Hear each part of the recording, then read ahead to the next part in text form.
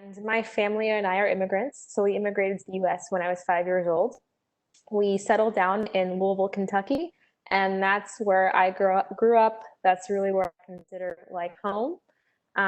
So I grew up with my dad, my mom, and myself as an only child, in a half Latino, half Russian household in Kentucky. So yeah, it was a fun time, a wild time. But I think because of like my background, I think it's enabled me to kind of connect with people from all walks of life because I've never felt like I fit in one category or the other.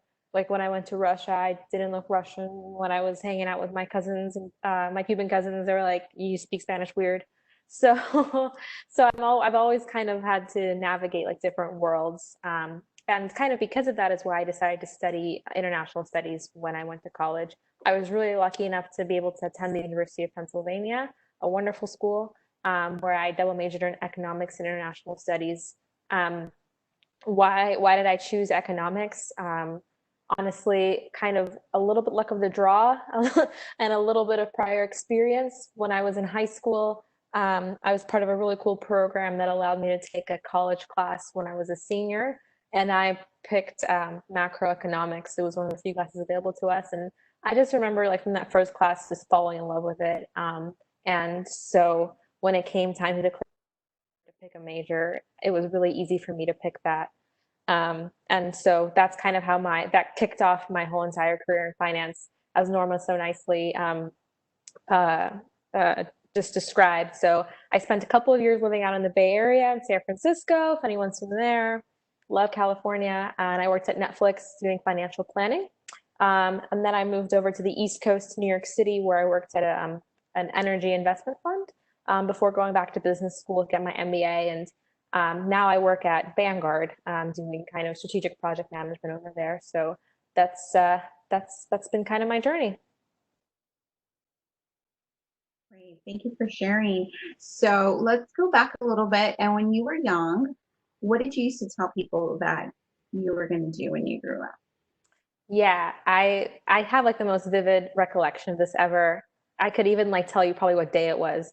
But when I was a kid, up until the age of like 8 or 9, I just told everyone I was gonna be the president. I was like, I'm gonna be the president when I grow up. I'm a Leo. I just felt it. I was like, I'm gonna be the president. And then I was at the pool one summer with my best friend Julia. We were like 9 years old, and we were just like in our floaties. She's like, "What are you gonna be?" I was like, "The president." And she was like, "You can't be the president because you weren't born here." And I'll never forget that moment because I was like, I was like shocked. And for 30 seconds, I was like shocked about it. And then I was like, well, that must be really rich, Julia. And that was just what I decided. So I had no idea what that meant, but I just knew I wanted to be like in charge of something, to lead something. And I've been and kind of in that, and I've been fortunate enough in that choosing to study economics and finance has kind of been able to lead me down that path. But yeah, when I was a kid, I wanted to be the president, and I'm still really bummed that I can't be the president. That is definitely. I would be very bummed if I could not be the president. Not that I have any desire to be it, but can you imagine? I mean, I'm sure. My dreams were crushed at such a young age. I felt defeat. Oh. But hey, you know what? Being really rich, that's definitely a goal that I think maybe everyone on this call definitely still has. Yeah. 100%. Yes. So now you shared this with me earlier, and so I definitely want to have everyone else hear it because I had never had anybody share their earliest money memory.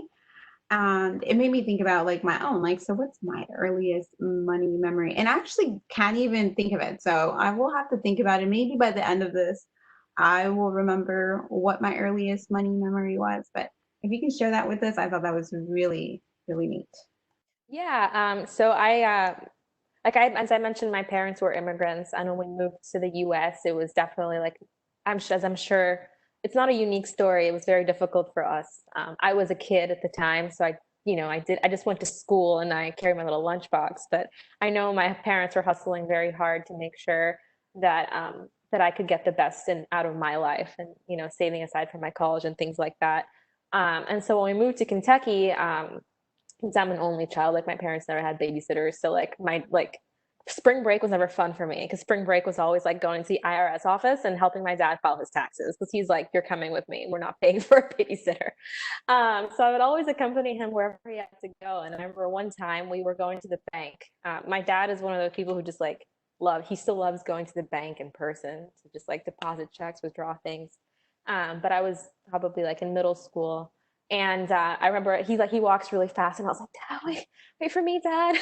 And then he was like, "You know what just happened?" And I was like, "What happened?" And he was like, the lady was, I guess, counting his change back, and she was off by 5 cents. And my dad was like, "No, actually, the total should be whatever, 20.95, not 30."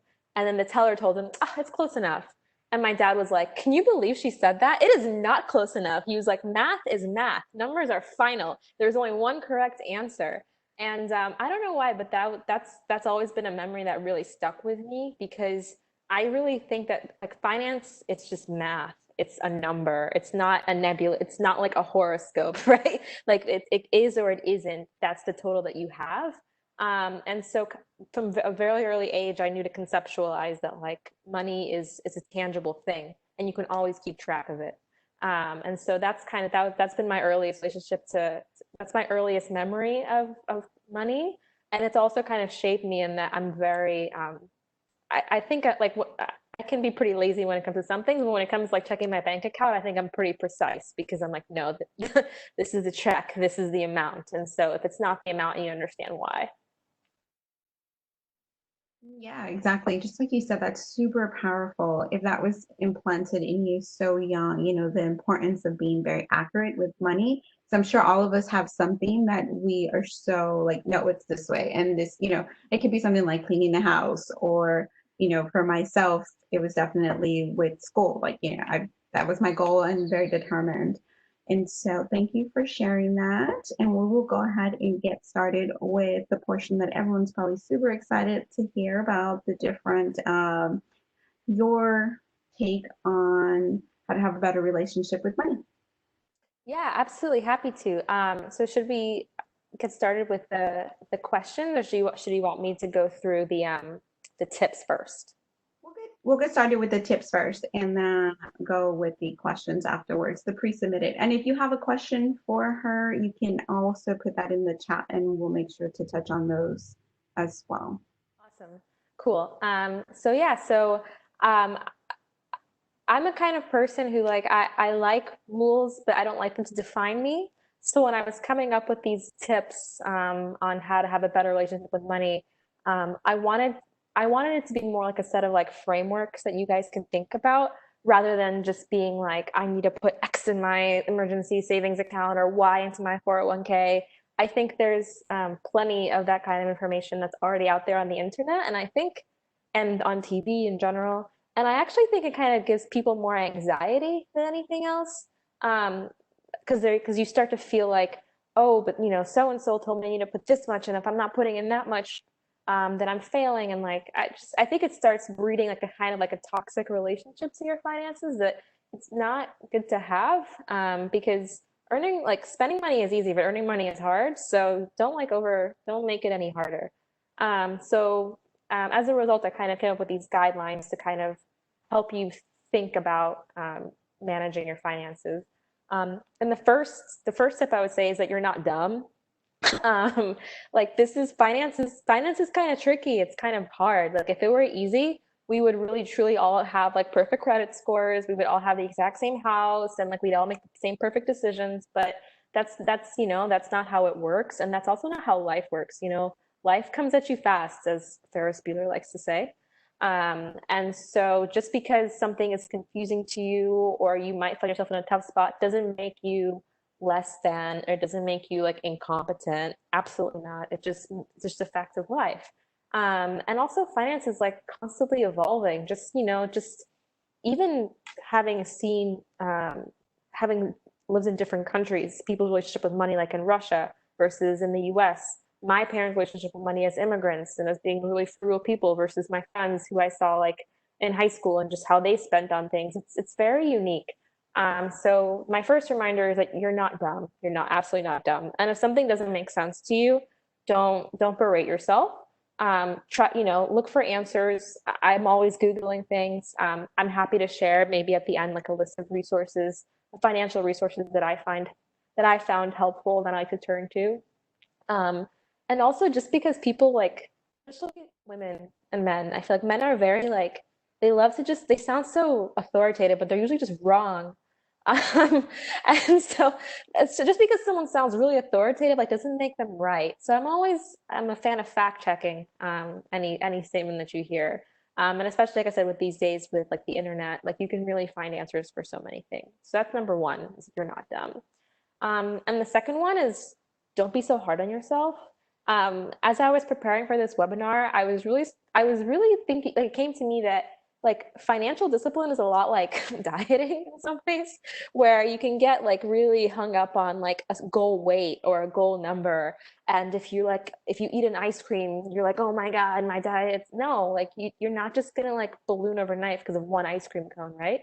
So same thing with financial habits. Like just because you go out to dinner or you order that extra Starbucks or whatever, it doesn't make you like incompetent. It's just a fact of life.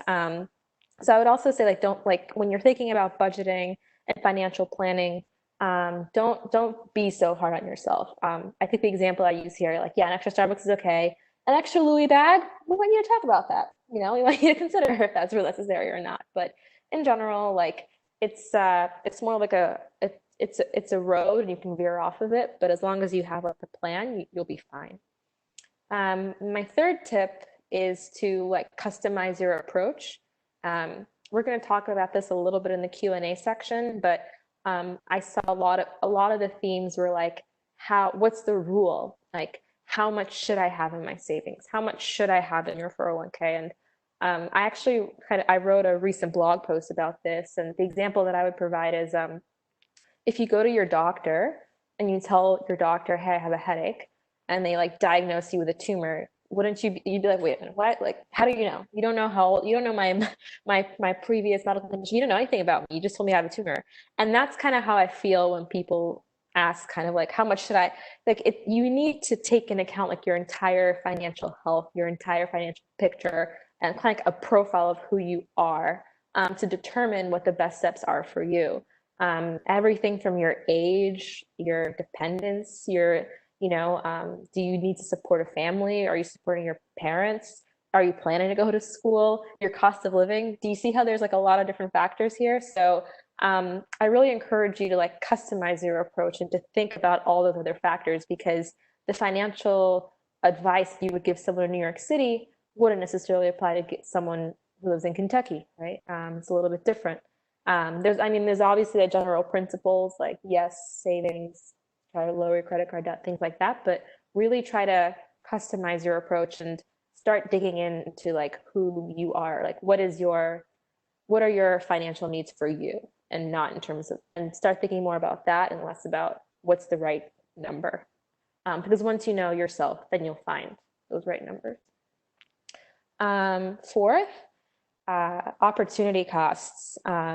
Big thing, big thing. I just had a conversation with someone about this, and they were telling me about how they're like a spendaholic. They're like basically they know they have to save a certain amount of money, but once their bank account hits to a certain amount, they want to spend it. They're like, they just can't control themselves. And I get it. Like I said, spending money is easy. I think so. Chris Bosh, I think they once asked him like, how do basketball players go broke? How do they spend like? And he's like, I'm telling you, like spending money. He's like, I could spend $80 million in a day, and I'll never forget that quote. Because I was like, wow, there's always a way to spend money. So spending money is easy, but if you're trying to like get better financial habits, you have to start reframing the conversation away from just like I should save or I should spend, and start thinking about opportunity costs. So the example I use here, an easy one that like resonated with me when I started working was lunch. I remember my first job out of college, I was living in New York City. I was like feeling, I mean, not that cool, but I was like, wow, I have this apartment, I have roommates, like I have a paycheck. Wow, like I can finally do these things. I can finally go out for lunch. And then I go out for lunch and like a pathetic little soup was like 10. I was like, wait a minute, wait a minute, wait a minute. So I quickly, in this example that I just showed you, like if average like lunch meal is like $10, and that in these days that's pretty like cheap. It's probably more like 12 to 15. $10 times 5 days a week, that's like $50 a week. Times 3 weeks in a month, that's like $150 a month. Multiply that over the course of the year, and I was like, wait a minute, $1,800 is how much I'm spending on lunch that I'm probably not even gonna like that much. So, so I hope that example showed you like when you start thinking about when you start visualizing what like $1,800, like $10,000 could do, I think it's a lot easier to start kind of like saving money or connecting the dots because it becomes less abstract and less like I have $300 just sitting here, but rather, it's $300 I'm saving over the course of the year.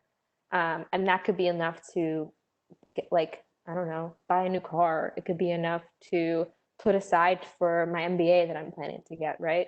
So I really encourage you guys to think about it in terms of opportunity costs, rather than just like saving for saving's sake. And last but not least, um, why is this all important? Like, what's the goal of why do we even care about whether your finances are good or not?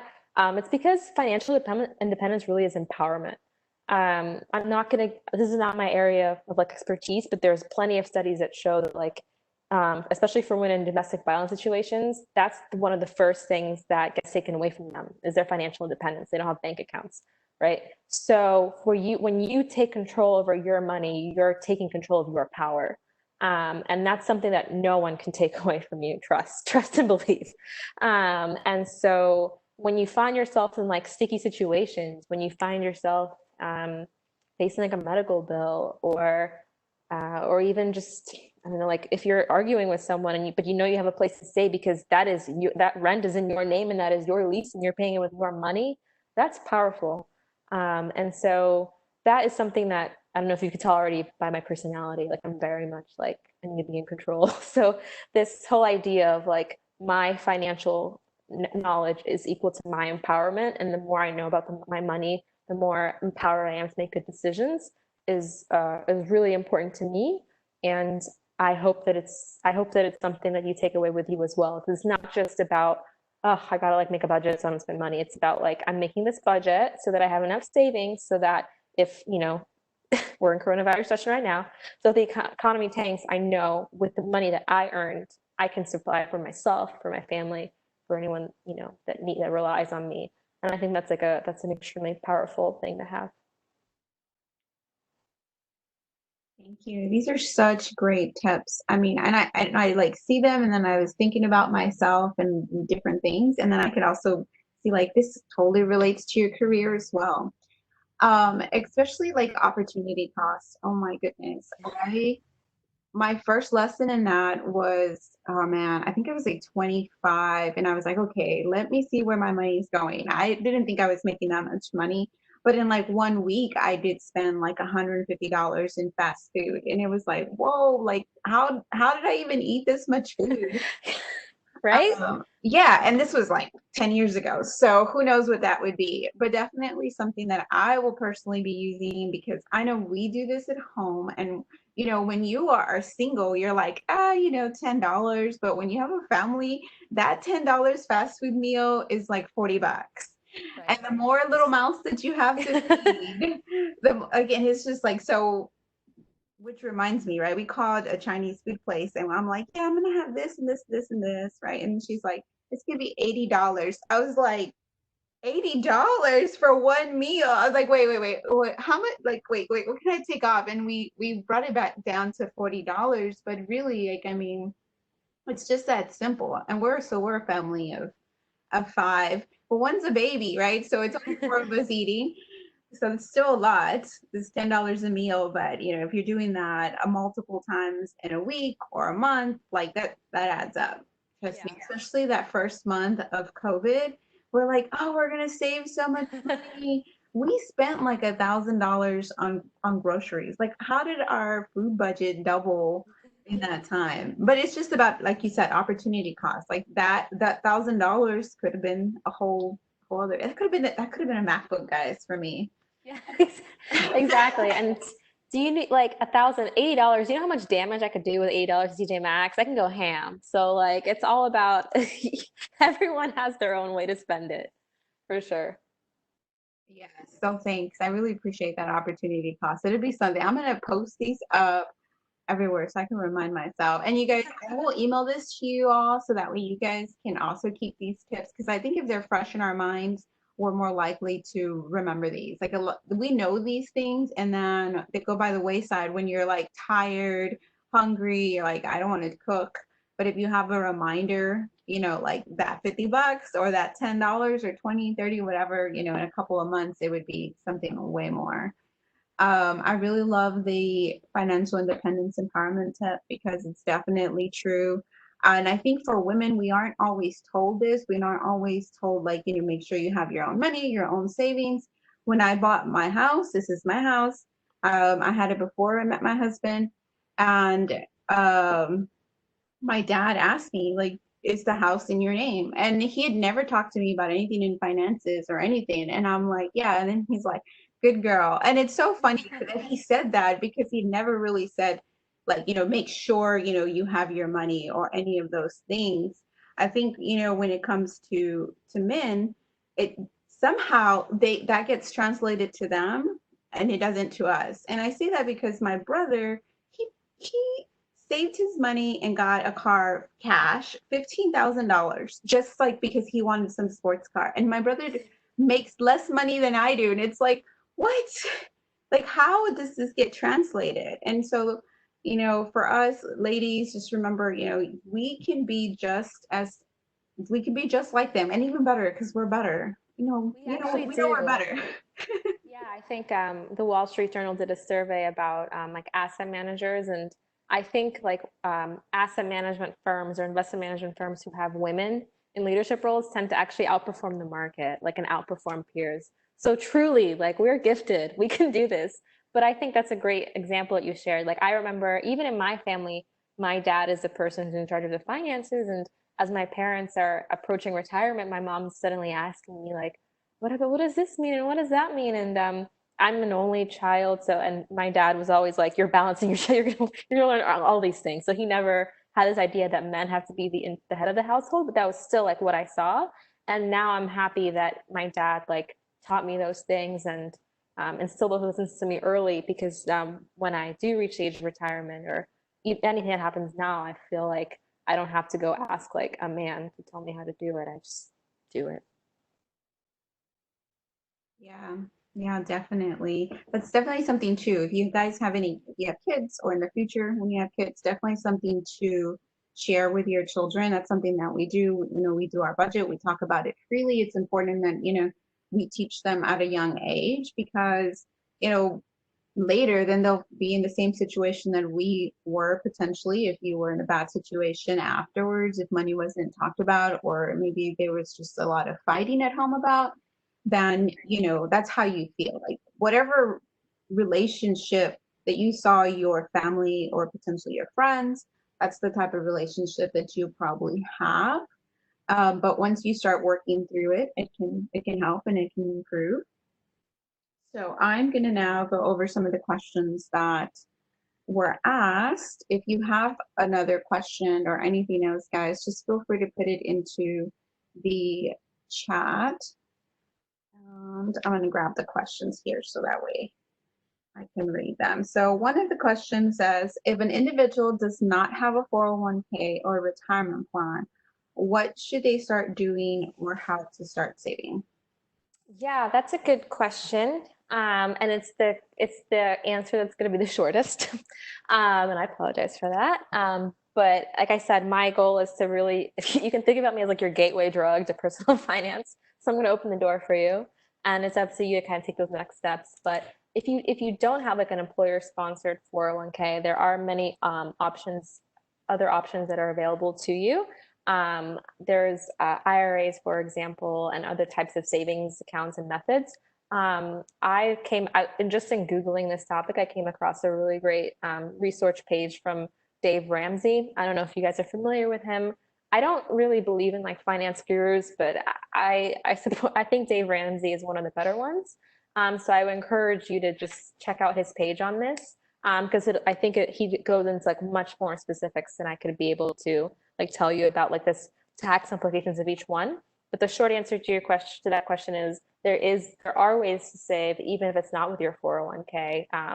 It's going to be a little bit less. I think for an IRA, like the annual contribution, the annual limit is something around $6,000. I need to check, but because it gets compounded, so like you're earning interest on interest on interest on interest, that $6,000 today is going to add up to like a lot of money when you retire. So even if it's not a 401k, don't think like, oh, I'm just out of the retirement game. Absolutely not. There are still ways for you to save. And I really encourage you to check out those resources and start now. Yes, and for those of you that are wondering, there's Roth and traditional IRAs, and all your banks have them. You can have that also aside from your 401k. And then this question wasn't asked, but when you are switching employers, definitely pull out your money. Wait. I'll rephrase that. Pull out your money and roll it over into your own managed Roth or traditional IRA. Do not leave it there because you don't know what's going to happen with it. They can easily, the company itself can just decide to do something with it, and then you lose control of that. So make sure that whenever you switch jobs, and as tedious as it may seem, because it seems overwhelming to do, it's really not that hard, especially because the banks want your money, right? Because it's more money for them in their banks. So they'll have forms, they will help you. That's what bank service people, that answer the phone, they're there for you guys. So utilize them, right? Like, if you don't know something, they can help you completely walk through all the steps. I know that I found, sorry guys about the dogs.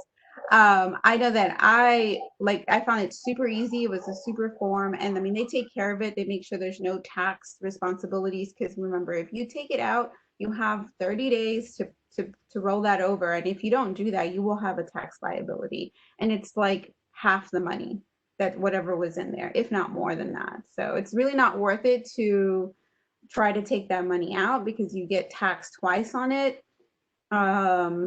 And pretty much just assume that you're really getting like a 40% of that money. But if you leave it there and you let it grow, it'll be there for you when you're ready to retire. Fake retire, remember, because there's no such thing as retiring. You're just having fun, more fun.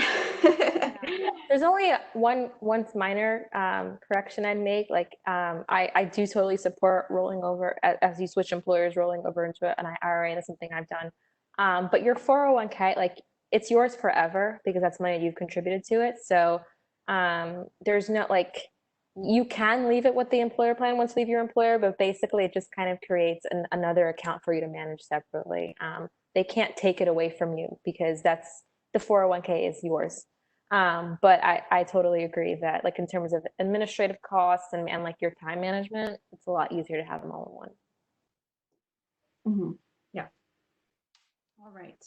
So next question, I'll like spread them out because this one was jam packed. Yeah, I remember. How many savings categories should you have? And the examples were emergency, vacation, college. Yeah, as many as you want. I don't think there's a right answer for this question. I think, excuse me, sorry, something went wrong. I think it's great to have, if you're the kind of person who's super detailed and needs different categories for things, like if you know, like, okay, I'm going to plan for a vacation to go like away for a weekend versus a vacation to go to the beach, like the more detail, the better. But generally speaking, there's like, you might want to think about it as like two main categories, right? There's like your retirement account, which is money that is not going to be accessible to you while you're employed. That's for later, and that's what you're building up your next nest egg for. And then there's like your emergency fund, and there's different recommendations about how much should be in there. I think people tend to say between 3 and 6 months of like your living expenses. So that's like rent, food, utilities, etc. But even as you see, like 3 to 6 months, that to me is like a huge. There's a lot of variability between 3 to 6 months, and there's no like one correct answer for what that amount should be. But in terms of savings categories, like there's no there's no such thing as too many. And I think actually the more goals that you have, the better off you'll be. So for example, this is kind of embarrassing, but like I've always known I needed an emergency fund, and I've always had that money there, but I never actually bothered to like separate my account until this year. And I was like, wow, damn, that is pathetic. Like you've known you had to do this the whole time. And it took me like 120 seconds to do that. So just to give, so like opening up a different, like a sub account in the bank account you already have, it doesn't take that much time. And it's a great way to kind of separate out your finances and separate out your goals. So I think that if, as long as you know what you're saving for, like there's no such thing as too many categories. It's better be prepared. Fail to prepare, prepare to fail. One of my favorite quotes. Mhm. Yes, yes. I personally like having. I've always looked at my accounts. I'm like, why do I have so many different accounts? But it really helps separating. And then sometimes I'm like, hey, I didn't even know I had this money in here, right? Because you only see your two primary if you have them all in the same account, or I mean, bank, I should say. If you have other banks, I definitely would say make sure you have other banks too. That's my personal suggestion, like to have a separate bank account for other reasons. You may find yourself needing services from a bank. So I have two, but anyway. I'm going to touch on the questions that were and then I'll hit the ones in the chat. So next one was more about like how much you can have in each of those. I think that question, you can answer or I can answer. I think it just really depends on your goal of the account. You set that goal for yourself. So I'm gonna move on to the next question. It says, I have a job with benefits and I'm still full-time student. I have 40,000 in student loans, but I need to invest in a 401k and I have a HSA. I want to do it all, but I know I can't. What would be a good approach for it all? Debt-free is a priority, but so is my retirement and investments. Yeah, this question had a lot, and my answer, like in my notes, I said more questions than answers. So, but I think it's great because I think it shows that this person's really starting to think about their whole financial picture. And so, kind of coming back to the example I gave you going to the doctor, there's still some things you need to answer. There's still some things you need to consider before you can start making a plan for yourself. So, you said you need to invest in a 401k. All right, but do you have another source of retirement? Or you have an IRA? You didn't mention your salary, but that's also helpful to consider in this picture, right? Like, what's your salary? What's your source of income? And I think since you're mentioning like you're a full-time student obtaining your MBA. Okay, so I guess you don't have a full-time salary, or maybe you have a part-time salary. But I think before we're getting into like how much should you allocate, how much should you be saving for, I would recommend really thinking about like what's the goal of your MBA. What are you trying to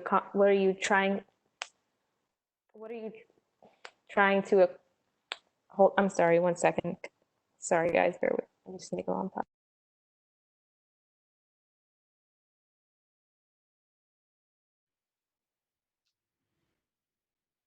Sorry, guys. Wow, she is pausing. Sorry guys. Okay. I'm back. Sorry about that, technical delays. Anyway, so as I was saying, I think you should really think about, why you want an MBA. You mentioned that you're a current student, and having received my MBA, I can tell you that it tends to be a degree for people who already have a little bit of work experience underneath their belt. There are definitely some programs where you can go straight from undergrad to graduate school. I know personally friends who have done that, but an MBA is definitely not like in my mind, it's not a degree you just like jump right into. It's also quite expensive, but there are other ways to finance it. You'd be surprised how many people I know went to business school on like partial to full ride scholarships, or they received sponsorship from their employer, or different way, like they've managed different ways to pay for it. So I think the question of how much should I be saving versus like I want to get my MBA, they're kind of two different things. And so I would say first, I would separate out those categories. So first think about what exactly is it that you want out of your MBA? Is it appropriate for your career, and like what types of programs are there? And the second side of the question is, okay, how do I take care of like my current financial picture? Another note on the student loans is that this person mentioned they have student loans, but we're not sure if these are private loans, government loans, etc. I too have quite a bit of student loans from going to business school, but I was able to refinance them at a pretty attractive rate. And so I feel like I'm very like, and it's very easy. I have auto payment. I feel like I'm very control of my student loan amount, and it's not something, it doesn't give me anxiety. I know that it's something that I can cover with the payment terms that I've agreed to, and the rate that I have. So we need like basically my answer to this question is you need to like we need to do a little bit more investigation, but I hope that these are some things that you're thinking about when you're thinking about how to plan for the future, how to plan for retiring and things like that. And I'm assuming that if you graduate and then do enter the workforce, ideally you work for an employer that will have the kind of employer sponsored 401k. And so that might take care of that portion. But basically, like there's a lot of factors to consider. But I'm hoping that in that answer, you got a little bit of idea of like the kinds of questions you should be asking in order to get to the solution that you're looking for. The next question, I think you kind of answered with the tips, so I'm going to skip that one. And the next one is there a ratio to your spending versus bills versus earnings? If so, what is it? Yeah, another one, you're probably gonna get frustrated with me because I keep on saying it depends, but I think it depends on so many factors. Like it depends on your goals, it depends on where you're living and the cost of living in your area. It depends, yeah, on so many different factors. So just to give you an example, as I mentioned, I graduated from college and I moved to New York City, and like earning my first paycheck, figuring out what to do with all of that. And I was talking to a friend of mine, and she mentioned, "Oh yeah, I put aside 20% of my paycheck to savings."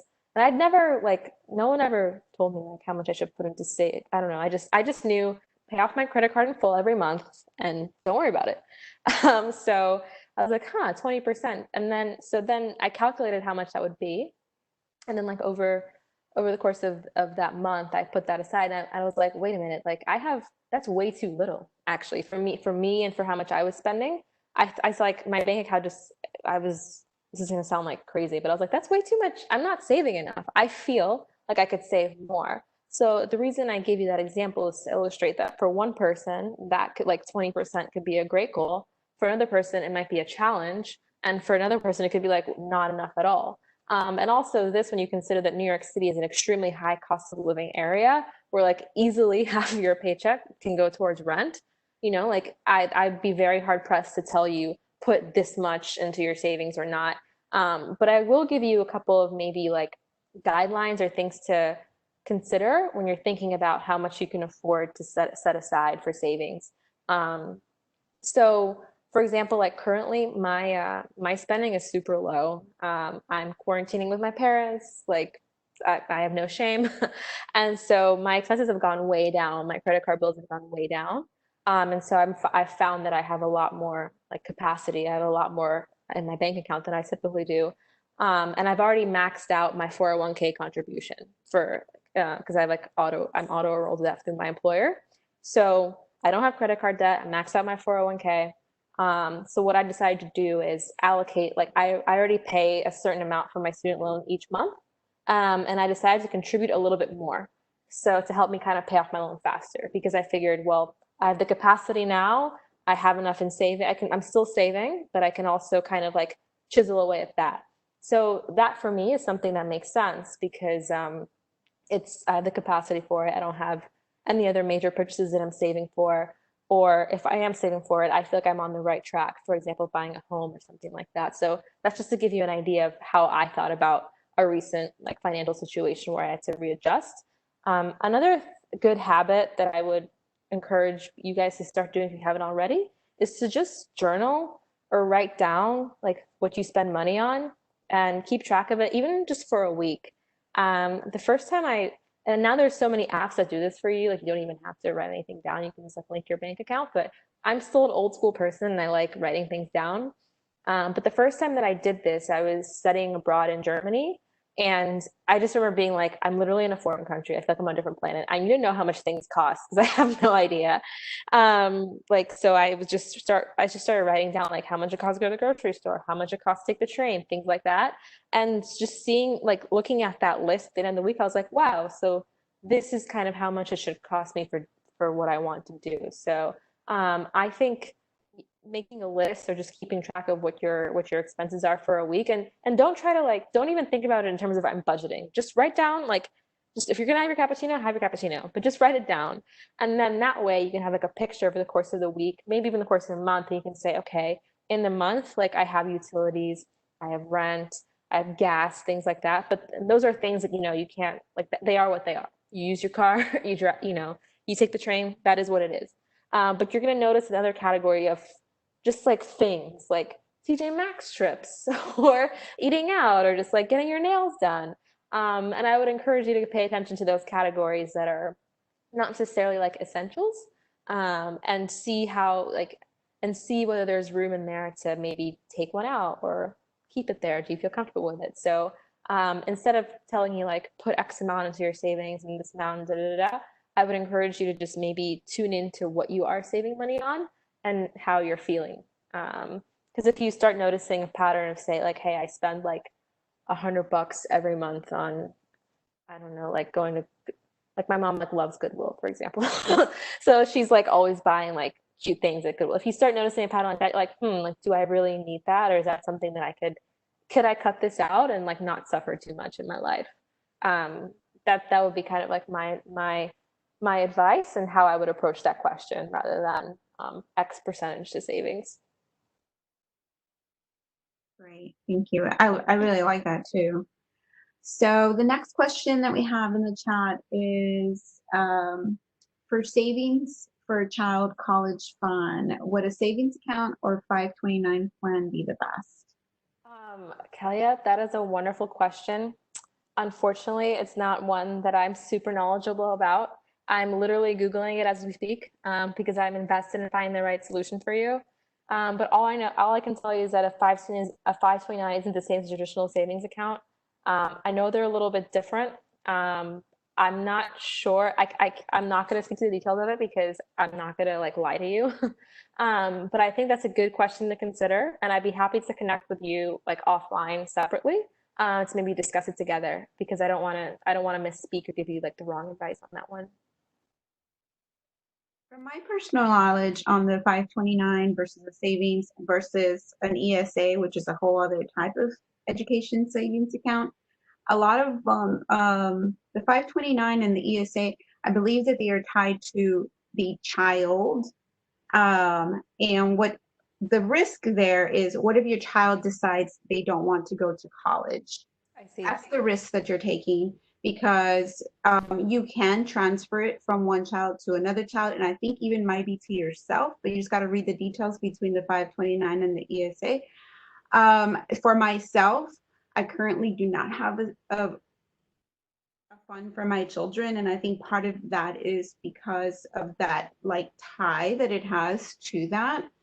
So you have to, I think for those, I mean, there's a lot of other details, and I'm sure Ilona can help you out better than I can in some of that stuff, but really it's the biggest difference between a savings and a 529 is the freedom of whether you're saving that money and then you guys can decide to do something different with it later, especially if your child decides they don't want to go to college or they decide that, or they get a scholarship and they don't need that money, and then you have that money stuck there.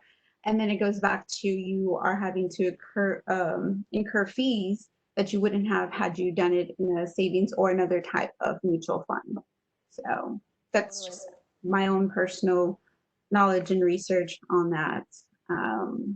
Thank you for coming in with the assist. And it changes though. That's something else you got to think about. It changes as time goes on, like the rules and the regulations. So what you're doing today may have different rules applied to it later on the withdrawing. So that's something to consider as well. Yeah. Another thing that came to mind is I wasn't aware the 529 had that stipulation that it has to be for, I mean, I guess it makes sense it is for college, but You might also want to look into trusts.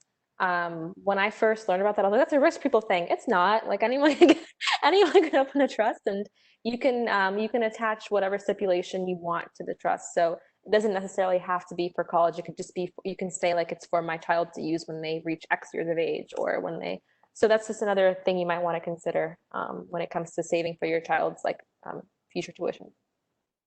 Yes, yes. Dave Ramsey always talks about opening a trust versus a 529 because yeah, it can be transferred over. Exactly. Man, man, I had a question for you and now I forgot it. Oh yes, about student loans. You talked about refinancing your student loans. Yes. Um, what what is your thought about refinancing, like from the federal to a private, and I think things to consider for someone that might be considering that. Man, we could do a whole webinar on this because I was like, oh, I'm like financially savvy. I know my things, and I was like, it was a huge connect. Like, I really felt like I was like dumb or something when I was trying to refinance my student loans, and I reached out to my friends who also have refinanced, and I was like, did you feel this way? And they're like, yeah, we all felt like scared. I listen. I think ultimately there's no right or wrong. I know plenty of people who did not refinance and who still have the government loans, and I know people who did refinance. So it's not like a right or wrong solution. Just really quick, broad strokes, maybe things to consider. And these are factors that I thought about when I was refinancing. Government loans like have this, they tend to come with this idea that they're a little bit more forgiving. So if you find yourself unemployed, or if economic circumstances change and you can no longer pay your loans, um, they're seen as being a little bit more forgiving than private lenders. However, I will say that and when I say private lender, I just mean not the government. So like there's so many there's like SoFi, Earnest, Come there's so many of them out there. So that's when I say private lender. I will say that every single private lender has their own rules about like economic hardship. So paint it in broad strokes as like, private lenders are more strict than federal, I think is doing a disservice. And that's really part of like the education that you have to do and the legwork you have to do in researching. Um, but the first step for me was just to do a rate comparison, and that is completely free and does not affect your credit score. So I just I asked some of my friends, I was like, who did you refinance with? Which ones did you use? I Googled it. I think on NerdWallet, they give you a list of 5 to 6 of the top student loan refinancers. I also have to say that because I got like an MBA and because of the school I went to, I think I was able to get much more competitive rates because of how the lenders view like those degrees, and view, because basically like an interest rate is a number assigned to you based on your like what the bank thinks you're going to be able to willing to pay it off, how, if you're going to do it or not. And so the lower your interest rate, basically it's like the lender saying, yeah, we think, you have a good degree, you have the right qualifications, we're going to take a bet on you that you're probably going to pay this off. Whereas a higher rate tends to mean like your probability of default would be higher. And that is actually why government loans carry a higher interest rate, because government loans, like anybody, any old person can get it, like you, me, Dupree, any one of us can get a government loan. Doesn't matter what your background is, what you're going to do with it. So that's why the rate is set at what it is, because they're like, listen, some of y'all are not going to pay us back, and so we have to carry the interest at this rate. Whereas a private lender is discerning and they can choose whether to extend you the loan or not, and that is why the rates differ. Just to give people an idea of why.